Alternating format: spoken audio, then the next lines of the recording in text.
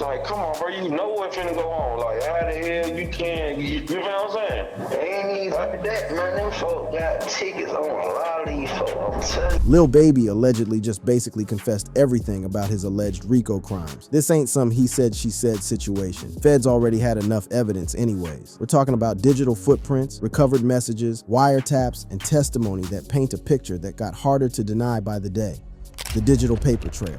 Everything links back to May 2024, when Lil Baby was filming a music video in Atlanta. According to court documents, the location chosen was territory claimed by the Goodfellas gang and their subset known as Only My Family, OMF. During the shoot, gunfire erupted, injuring 3 men. While nobody died at the scene, this incident allegedly set off a deadly chain reaction. Following the shooting at the video set, 4 PF members, that's 4 Pockets Full, Lil Baby's label and alleged gang, apparently retaliated by killing a man named Trevante Turner on June 29, 2024. Then, in what police describe as counter-retaliation, Goodfellas members allegedly shot up an apartment complex on July 2nd, 2024, killing 2 13-year-old boys, Layman Freeman and Jacody Davis, and injuring an 11-year-old boy. When Atlanta Police Department addressed the public about these killings, Homicide Commander Major Ralph Woolfolk didn't name Lil Baby directly, but his implication was unmistakable. Freeman was allowed to be a 13-year-old for 27 minutes before gang violence ultimately took his life. Gang violence was orchestrated by adults in our city,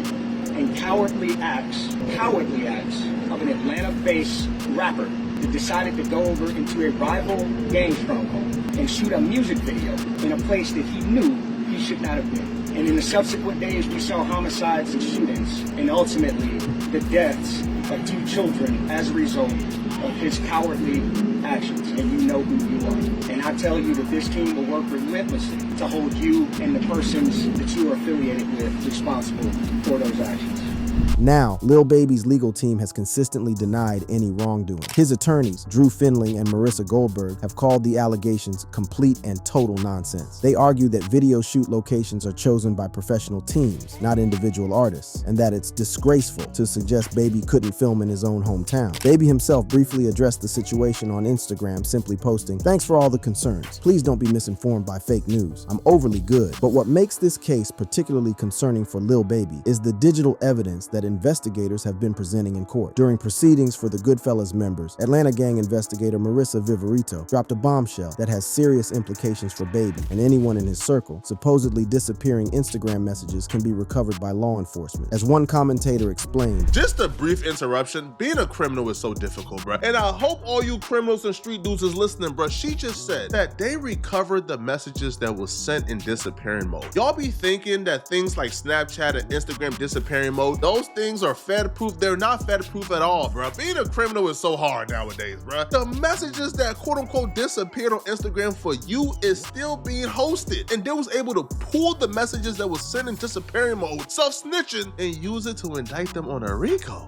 Oh my. Yo, the streets is cold, bro. This revelation alone should have everyone in Baby's circle on high alert. Messages they thought would vanish after being viewed apparently didn't disappear at all. They became evidence. And it gets worse. Viverito testified about messages between someone named Keontae Sanders, aka Midnight, and a person called J-Shot. When asked about J-Shot's significance, she stated, "I knew that J-Shot was, or John Smith was, a close associate of the leader of 4PF, Dominique Lil Baby Jones." But perhaps the most damaging evidence came in the form of wiretap recordings. In these conversations, which were presented in court, individuals were discussing Lil Baby allegedly placing bounties on people's heads. "We just heard somebody say these folks got tickets on these people. We know what's going on." First of all, who was that said that about the tickets? Unk, the unidentified male that was being referred to as Unk. And he's speaking with Mr. Sanders. Correct.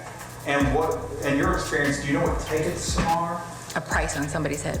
What do you mean by what do you mean on somebody's head? What is that? Like a bounty. To have them arrested? Harmed or killed. And who were they referring to in that portion of the call? They were saying that they had heard that Dominique Jones had tickets on a lot of people's heads. Dominique Jones had wanted to have people harmed.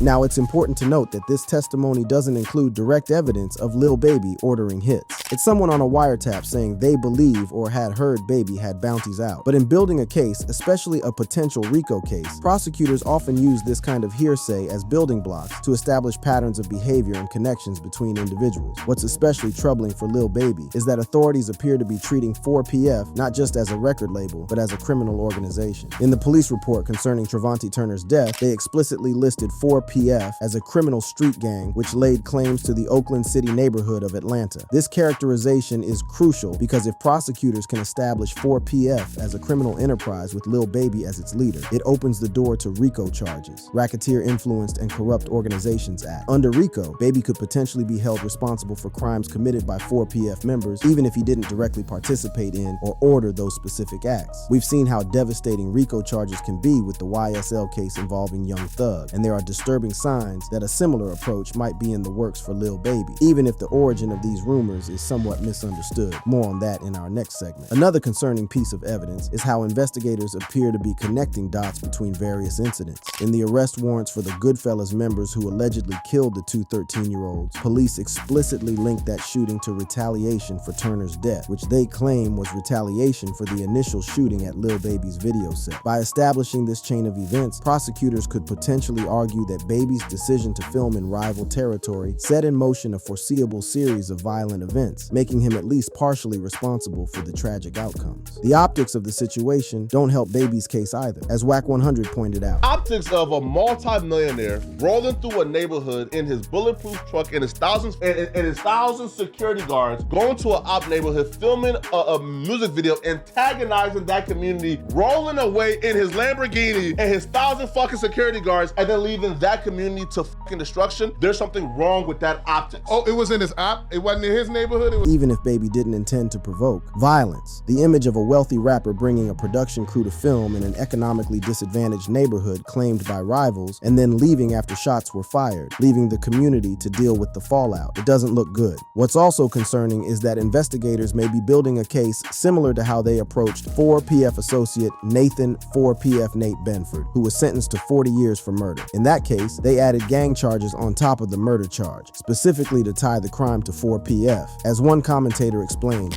Keontae Davis already identified 4PF Nate. It should have stopped there. Right. But it didn't, right? Because you know what the prosecutors did? They tacked on gang charges on top of the murder. And they did that specifically to tie this 4PF. It's a pattern here. Whenever a shooting or act of violence happens, it's not enough to just charge the person with the crime individually. No, they tack on gang charges. Gang enhancements, So it can be on record that this murder was done under 4PF's behalf to further the gang.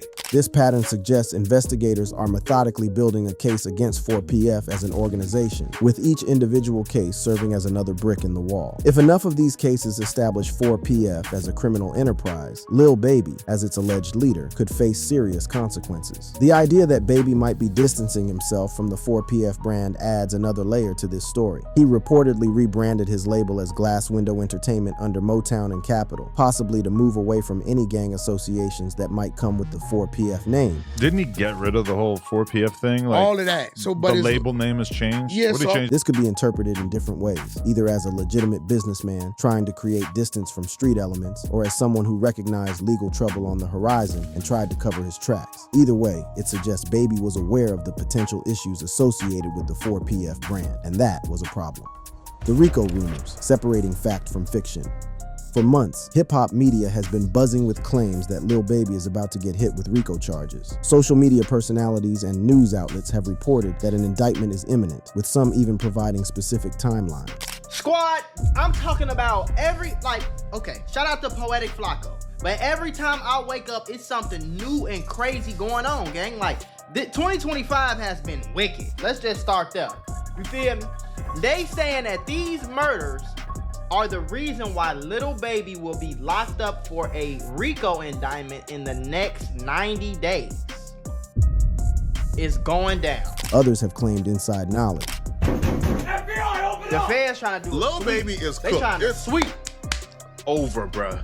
When I first seen the initial reports today, I made my calls. And what I was told was, expect for Lil Baby to be indicted on a RICO within 90 days. That's insane to me, You're probably bro. asking yourself, what exactly is Lil Baby out here doing Right. that's going to get him indicted on a RICO charge within? But here's where we need to separate fact from fiction. The source of these rumors appears to be a major misunderstanding. On March 31st, 2025, journalist George Chidi published an article mentioning Sean Hoover, who manages the Georgia Public Defenders Council's specialized unit on gang cases, saying his office is actively preparing for a racketeering indictment on the 4PF and OMF cases and expects Lil Baby to be indicted with others. This statement was widely interpreted as confirmation that charges were coming soon, but there's a critical detail that most people missed. Sean Hoover works for the Georgia Public Defenders Council. He's not a prosecutor, he's a public defender. His job isn't to bring charges, it's to defend people who can't afford legal representation. So when Hoover says his office is preparing for a RICO indictment, he's likely saying they're getting ready to defend people who might be charged in connection with such a case, not that they're building a case themselves. This crucial distinction seems to have been lost in the rush to report on a potential high-profile indictment. As of April 5th, 2025, no official confirmation of RICO charges against Lil Baby has emerged from the Fulton County District Attorney's Office or any federal prosecutor's office. In fact, searches for official announcements from the Fulton County DA's office or legal filings did not yield evidence of an active RICO case against 4PF and OMF as of April 5th, 2025. However, this doesn't mean Lil Baby is in the clear. The evidence we discussed in part 1, the recovered Instagram messages, the wiretaps, the characterization of 4PF as a criminal street gang, could still form the basis of a RICO case if prosecutors decide to pursue one. The misunderstanding about Hoover's statement doesn't negate the substantial evidence that appears to be accumulating. What makes RICO cases particularly dangerous for defendants is how they connect individuals to an organization's criminal activities. Under RICO, prosecutors don't need to prove that someone directly committed crimes themselves. They just need to show that the person was part of an organization that committed crimes as part of a pattern. As one expert explained, I'm not gonna lie, this is absurdity to heights I've never seen before. They're doing all of this, claiming that a gang war was started because Lil Baby filmed a music video in the ops territory. Now, I'll be real. Do I believe that Lil Baby should have been more responsible? Because, like, the optics of you being a multi-millionaire coming to these people's neighborhood in your multi-million-dollar bulletproof trucks, bringing a lot of chaos there and then leaving to go to your mansion, the optics is horrible, bro. But to paint it as this man started a gang war and he has to be held responsible for it, it's kind of like, bro, like, come on, bro. what this commentator is highlighting is an important aspect of the case, the distinction between moral responsibility and legal culpability. While the optics of the situation might be horrible, as he puts it, that doesn't necessarily translate to legal liability under traditional criminal statutes. But under RICO, the standards are different, allowing prosecutors to connect individuals to organizational patterns of criminal activity. The YSL RICO case involving Young Thug has shown just how devastating these charges can be for an artist's career. Thug spent over a year in jail awaiting trial, facing a complex case built on song lyrics, social media posts, and alleged gang connections. If prosecutors are indeed building a similar case against Lil Baby and 4PF, it could follow a comparable trajectory. What's particularly concerning for Baby is how the various pieces of evidence appear to be coming together to form a coherent narrative. The recovered Instagram messages establish connections between individuals associated with 4PF. The wiretap suggests Lil Baby may have placed bounties on rivals. The police reports explicitly characterize 4PF as a criminal street gang, and the chain of retaliatory violence following the video shoot provides a tangible example of alleged 4PF criminal activity. Even the timing of certain events raises questions. For example, Keontae Davis, who had previously identified 4PF member Nathan 4PF Nate Benford as a shooter in a separate murder case, which led to Nate getting 40 years in prison while Davis got probation, was himself murdered on April 1st, 2025, according to the Fulton Medical Examiner. The man that was taken to the hospital and succumbed to his injuries, that man was identified by the Fulton Medical Examiner as 27-year-old Keontae Davis. Bro, this is power. While there's no evidence linking this killing to Lil Baby or 4PF directly, the timing right as authorities seem to be building a case adds another layer of complexity to the situation. The police approach to this case has been unusual as well. During their February press conference, they made strong statements without naming Baby directly or filing charges immediately. This has drawn criticism from legal observers. That's what I was saying. That shooting a music video is not against the law. Shooting a music video wherever you want is not against the law. But it just seems odd to make those allegations, like Charlamagne said, without charging somebody. Like, it's almost like they're spitting gossip. Like, charge somebody. Don't say somebody's cowardly. Don't say none of that stuff. You charge them, and then you could have those claims, in my opinion.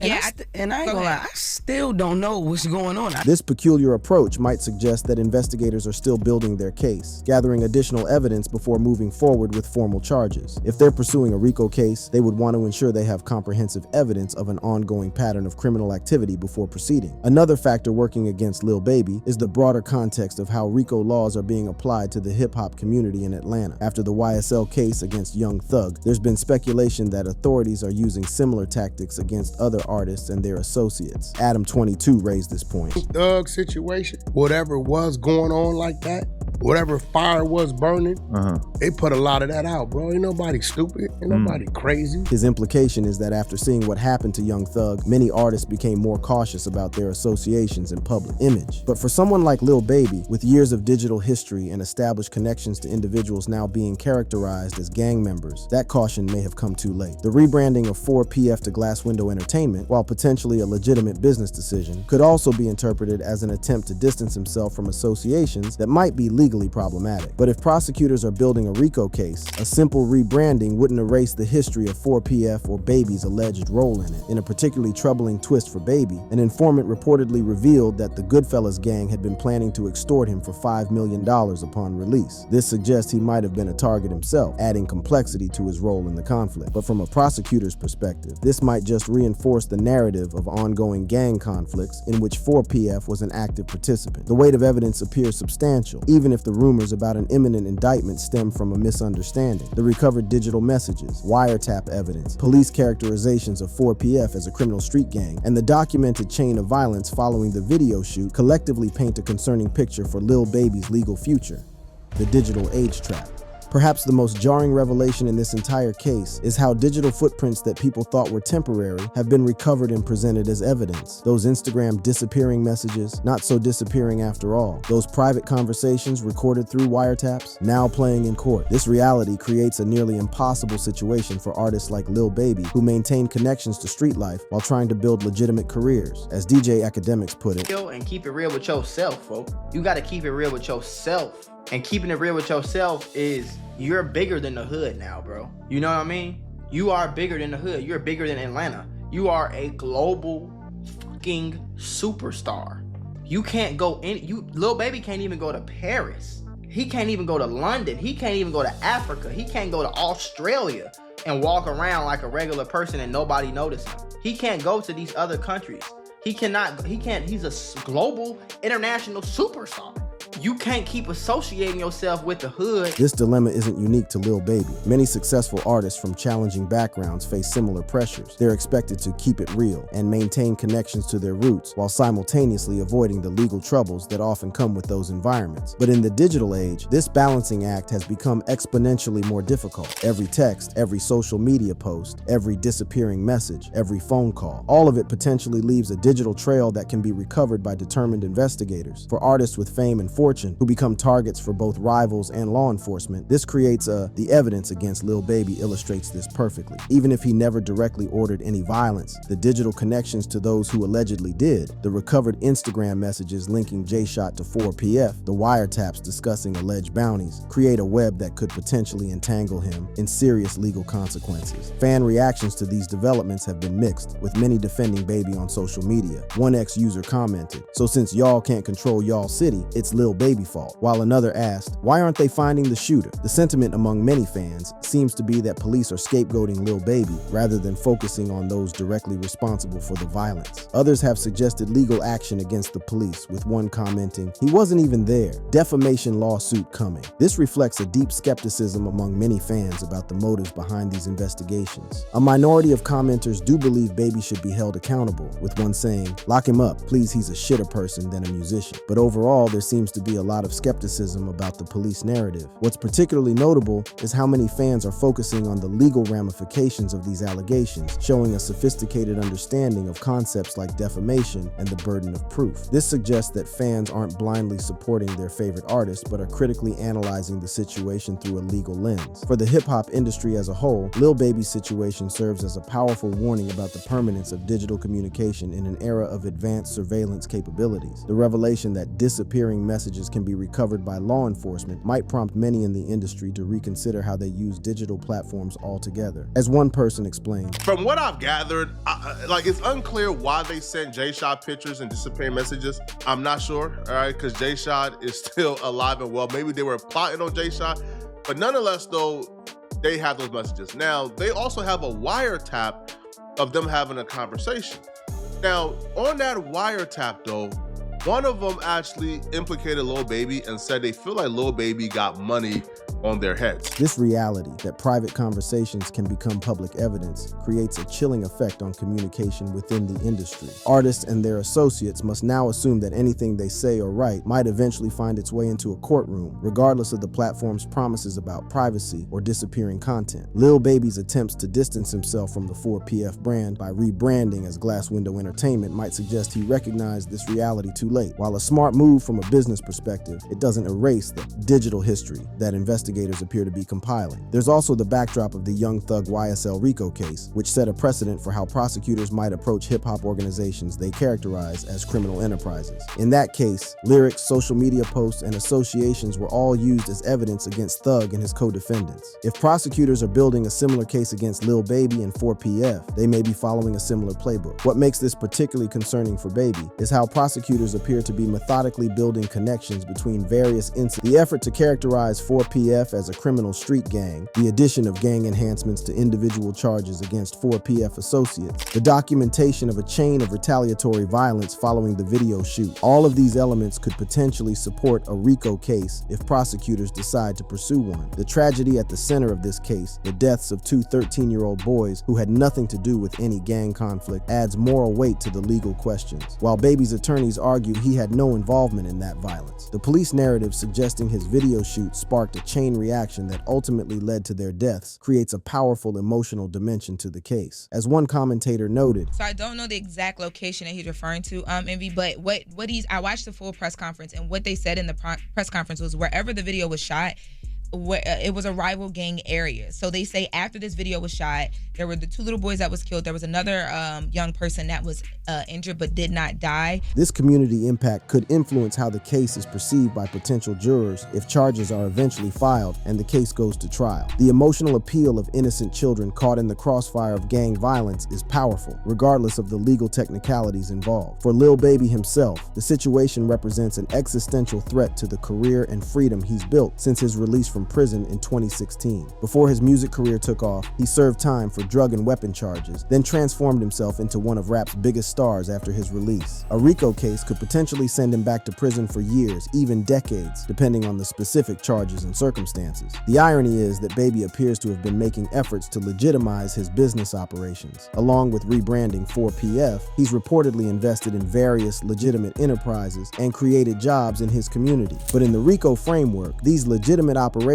could potentially be characterized as part of a larger criminal enterprise if prosecutors can establish connections to alleged illegal activities. What makes this case particularly complex is how it reflects broader societal issues around race, class, and the criminalization of hip-hop culture. Critics have argued that RICO laws are being disproportionately applied to Black artists and their associates, effectively criminalizing the cultural expressions and business ventures of those who have found success despite challenging circumstances. Adam 22 questioned the police approach to territory in this context. It's almost like a correctional officer type vibe because normally, like, you're used to the idea of CEOs kind of putting different people from different gangs in different sections of the prison to avoid problems, but this is like they're supposing that Lil Baby should just be respecting the gang lines of the city, which is not something you typically hear police trying to enforce. His point highlights an unusual aspect of this case, the suggestion that a rapper should somehow respect unofficial territorial boundaries within a city. This approach treats neighborhoods as if they belong to specific gangs rather than to the citizens who live there, raising questions about the role of law enforcement in potentially reinforcing rather than dismantling gang territorial claims. And that's not the only weird thing I heard this week. Check out this video on your screen to see what I mean.